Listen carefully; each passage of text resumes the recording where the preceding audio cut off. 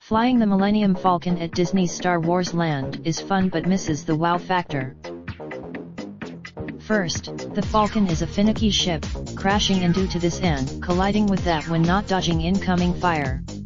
Second, the iconic ship is the heart of Disneyland's new Star Wars Land, as well as the Star Ofa UA, the only ride at a Star Wars Galaxy's Edge until the formidable Rise of the Resistance opens later this year.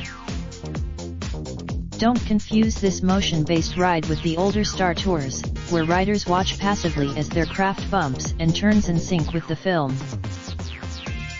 In Millennium Falcon Smuggler's Run, guests take the controls of the ship, attempting to steal a precious resource for the local pirate.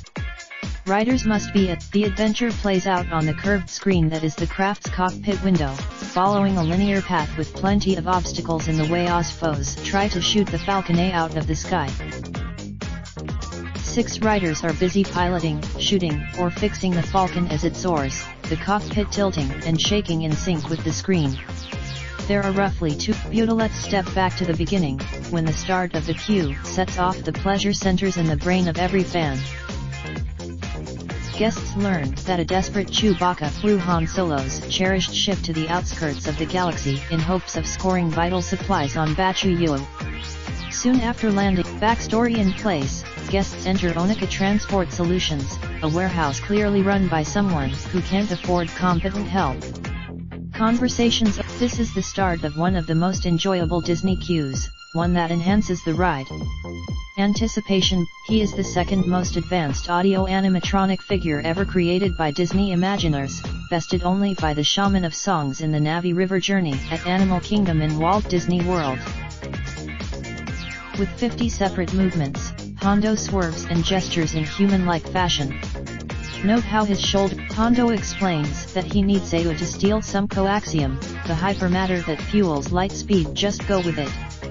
From there you step in. This is the Falcon you saw on the big screen, boasting the sorts of details that only Imagineers could love and labor over, making sure each light and wire and switch is just right. Here is the mechanical closet where Han and Princess Leia lip-locked.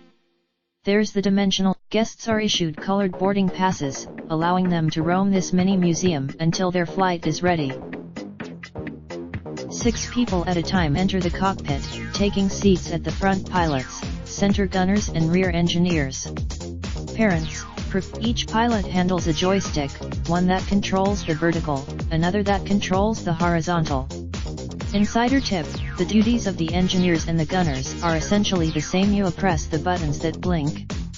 The gunner is more. Essentially, it's a large-scale video game with impressive special effects, especially when the cockpit rumbles with every collision. While shaking, this is where galactic credits come in.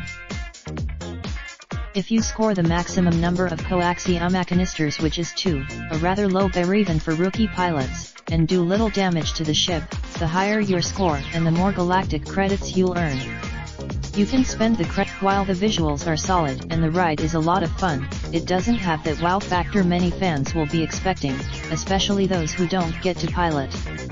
Pushing buttons. Taken as a whole, with a remarkably detailed queue and the ability to step into the Falcon as seen on the big screen, Smuggler's Run is must-see, and will likely draw lines 2 or 3 hours long. But it's not the kind of attraction that demands repeated visits, like old favorites Haunted Mansion and Pirates of the Caribbean, that overwhelm you with details. Unless, of course, you're determined to pilot the fastest hunk of junk in the galaxy, even if it means begging your 9-year-old to let you drive. This article originally appeared on Arizona Republic. Raindrop, drop top, smoking, no cooking the hot pot. Fucking on your bitch, yeah, that. Looking up, open the park, pot.